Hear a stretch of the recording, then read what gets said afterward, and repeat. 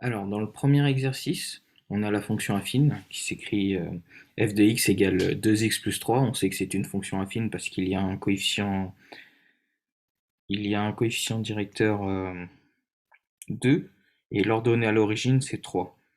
Et du coup, la première question, on veut savoir quelle est sa représentation graphique. Donc, comme l'ordonnée à l'origine c'est 3, ici le nombre est 3, on sait que la droite, comme c'est une fonction affine, elle va passer par, sur l'axe des ordonnées, elle va passer par 3, comme ici.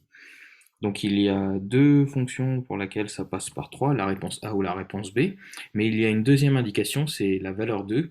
On sait que c'est le coefficient directeur. Le coefficient directeur, qu'est-ce que c'est? C'est que quand on décale d'une unité vers la droite, on monte, ici comme c'est 2, on monte de 2 carreaux. Alors par exemple, là, si je pars de ce point-là, je décale d'une unité vers la droite et je monte bien de 2. Et du coup, pour la première question, c'était la réponse A. Pour la deuxième question, on veut, je vais agrandir un peu. Pour la deuxième question, on veut l'image de moins 2 par la fonction f. Donc qu'est-ce que ça veut dire? Ça veut dire que moins 2, c'est l'antécédent. On va remplacer x par moins 2 et on va calculer son image. Donc je vais calculer f de moins 2. Donc je remplace x par moins 2 et j'effectue le calcul. 2 fois moins 2, ça me fait moins 4. Et moins 4 plus 3, c'est égal à moins 1. Donc c'était la réponse B.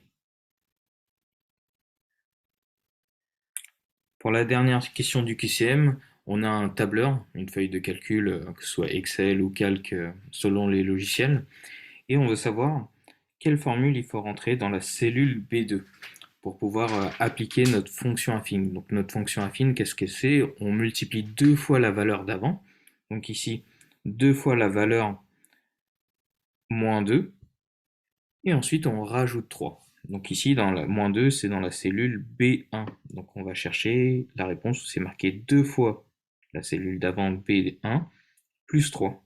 Donc c'était la réponse B également. Alors, dans la partie B, il faut montrer que 2x moins 1, facteur de 3x plus 4 moins 2x, est égal à 6x au carré plus 3x moins 4. Donc il y a deux manières de faire, c'est soit on part de ce qui est à gauche, et on arrive à ce qui est à droite, ou bien on part de ce qui est à droite, on effectue nos calculs, et on arrive à ce qui est à gauche. Ici, le plus simple, c'est de partir de ce qui est à gauche, et on va développer. Donc la première étape, donc on va utiliser la double distributivité, on va multiplier 2x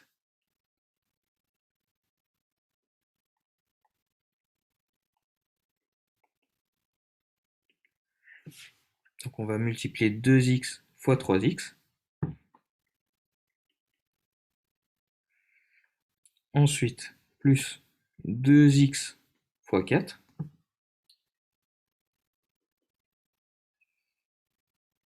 Ensuite, moins 1 fois 3x. Et moins 1 fois 4. Et ensuite, on réécrit la suite de l'expression moins 2x. Il ne nous reste plus qu'à réduire. Donc 2x fois 3x, ça nous fait 6x au carré. 2x fois 4, ça nous fait 8x. Moins 1 fois 3x, moins 3x. Moins 1 fois 4, ça nous fait moins 4. Et ensuite, on retranche moins 2x. On va additionner ou soustraire ceux qui font partie de la même famille. Du coup, ici, il y a 8x moins 3x, ça me fait 5x. Et 5x moins 2x, ça me fait 3x. Et ensuite, il reste le nombre tout seul, moins 4. Donc, on a bien réussi à démontrer que toute l'expression qu'il y avait à gauche, c'est égal à ce qu'il y avait à droite. Alors, pour la suite de l'exercice 1, il y a une dernière question. Et donc, on a un triangle. On peut se faire une petite figure à main levée pour nous aider. Donc, il s'appelle CDE. CD, ça mesure 3,6 cm. CE, 4,2 et DE 5,5 cm. Et on veut savoir si c'est un triangle rectangle. Du coup, on va utiliser la notion de Pythagore, on va chercher le côté le plus long. Le côté le plus long ici, c'est DE.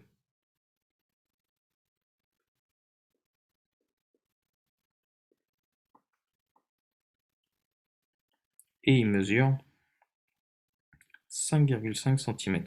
Du coup, on l'élève au carré pour appliquer la notion de Pythagore. Donc 5,5 au carré, ça nous fait... je vais prendre ma calculatrice, ça sera plus utile.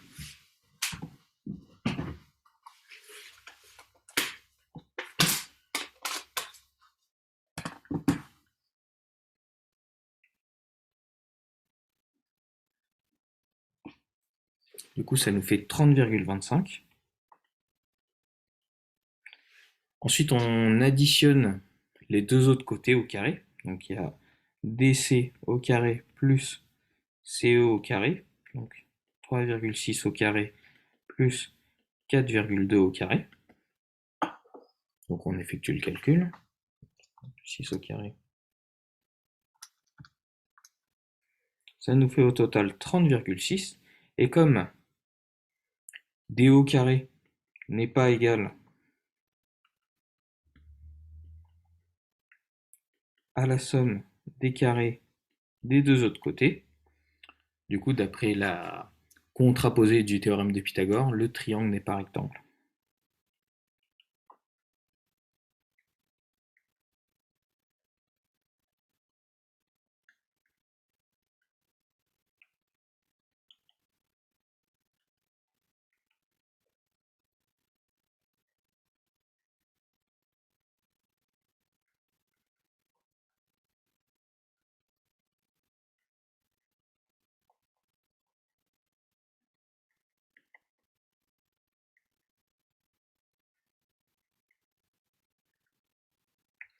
Et voilà, nous avons fini de corriger le premier exercice. Allez, je vous dis à tout de suite pour la deuxième vidéo.